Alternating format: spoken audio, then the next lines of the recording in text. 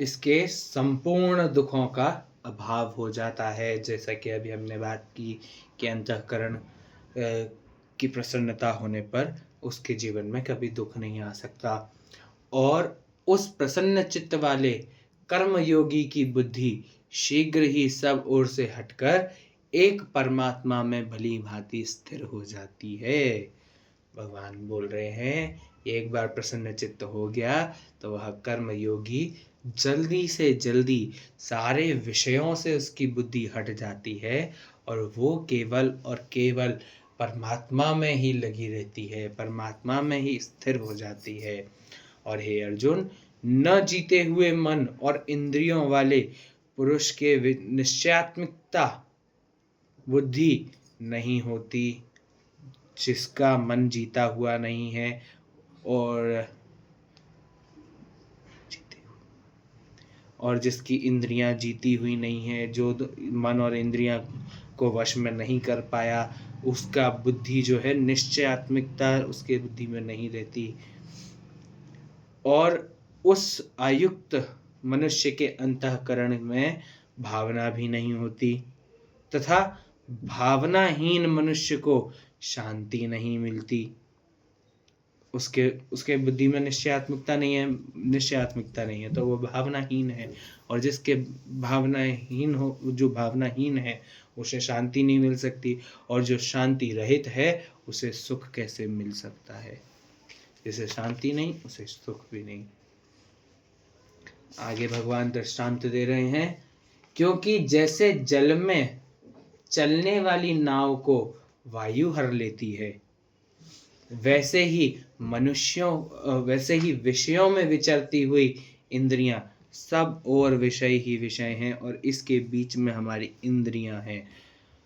विषयों के में विचरती हुई हमारी इंद्रियों में से मन जिस इंद्रिय के साथ रहता है, हमारा मन जिसमें लग गया, यूँ तो हमारे पास बहुत कुछ है, ये सब विषयों का ही कार्य है, ये सब विषय ही है, बहुत सारी चीज़ें हैं, लेकिन हमारा मन जिस कार्य को करने में करता है वह एक ही इंद्रिय इस अयुक्त पुरुष के बुद्धि को हर लेती है।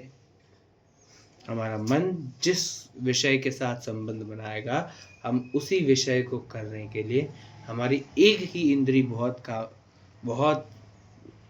कहते हैं कुशल है, बहुत कुशल है एक ही इंद्री कि वो हमारी बुद्धि को हर ले, हमारी बुद्धि का नाश कर दे। इसलिए हे महाबाहो, जिस पुरुष की इंद्रियां और इंद्रियों के विषयों से सब प्रकार निग्रह की हुई उसी की बुद्धि स्थिर है। मतलब जिसने अपनी इंद्रियों को और इंद्रियों के विषयों को सब प्रकार से वश में कर रखा है, उसी की बुद्धि स्थिर बुद्धि है। आगे भगवान कहते हैं, और हे अर्जुन, संपूर्ण प्राणियों के लिए जो रात्रि के समान है, उस नित्य ज्ञान स्वरूप परमानंद की प्राप्ति में स्थित प्रज्ञ योगी जागता है और नाशवान संसारिक सुख की प्राप्ति में सब प्राणी जागते हैं। भगवान ने बताया कि रात्रि में दो लोग जागते हैं। कौन कौन? एक जो ज्ञान स्वरूप परमानंद की प्राप्ति चाहता है, वह योगी रात्रि में जागता है, और एक जो इस नाशवान संसार को में सुख की प्राप्ति चाहता है, वह भोगी प्राणी भी जागता है। आगे भगवान कह रहे हैं, और जैसे नाना नदियों के जल सब ओर से परिपूर्ण अचल प्रतिष्ठा वाले समुद्र में उसको विचलित नहीं करते, जैसे जिस प्रकार सारी नदियों का जल जो है एक विशाल समुद्र में समा जाता है और समुद्र को कोई फर्क नहीं पड़ता, उसमें विचलन नहीं होता, वह स्थिर रहता है। समुद्र में कोई फर्क नहीं पड़ता, अगर हम बोलें समुद्र वैसा ही रहता है और नाना प्रकार की नदियां उसमें जाकर मिल जाती हैं, लेकिन समुद्र को कुछ फर्क नहीं पड़ता, समा जाती हैं।